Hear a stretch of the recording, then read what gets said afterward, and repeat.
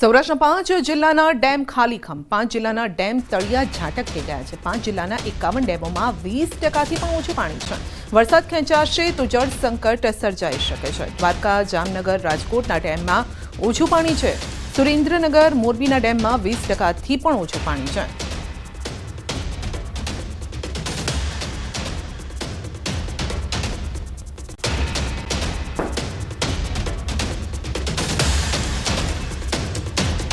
વરસાદ જો ખેંચાય તો ખેડૂતોની ભારે દશા ઓલી થઈ જાય એમ છે। કારણ કે વરસાદના આશાએ ઘણા ખેડૂતોએ આ વખતે લેટ વરસાદ થવાથી થોડુંક પાણી હોવાથી થોડું ઘણું વાવેતર કરી દીધું હોય એ પાછું તરત જ મોલ મુરઝાઈ જાય।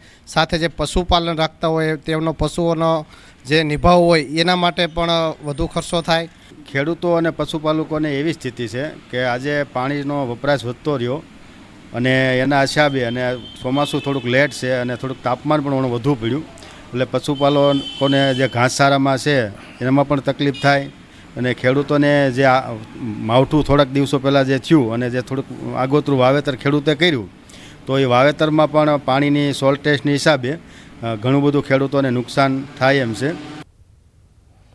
જો 15 જૂન સુધીમાં વરસાદ નહીં આવે તો સૌરાષ્ટ્રના 5 જિલ્લાના લોકોની હાલત દયનીય થવાની છે।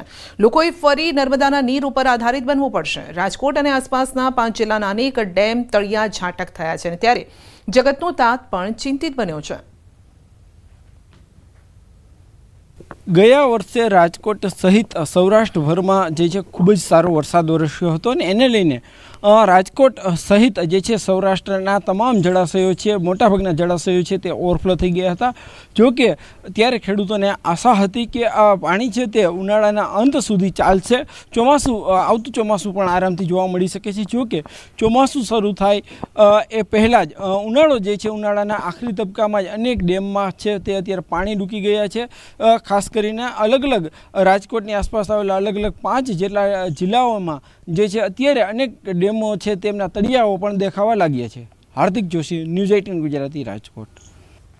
તો આ તરફ સિંચાઈ વિભાગ દ્વારા પાણીની આગામી પરિસ્થિતિને પહોંચી વળવા માટે આયોજન કરાયું છે, પરંતુ ક્યાં સુધી નર્મદાના નીર પર જ આધારિત રહેવું પડશે તે સવાલ છે।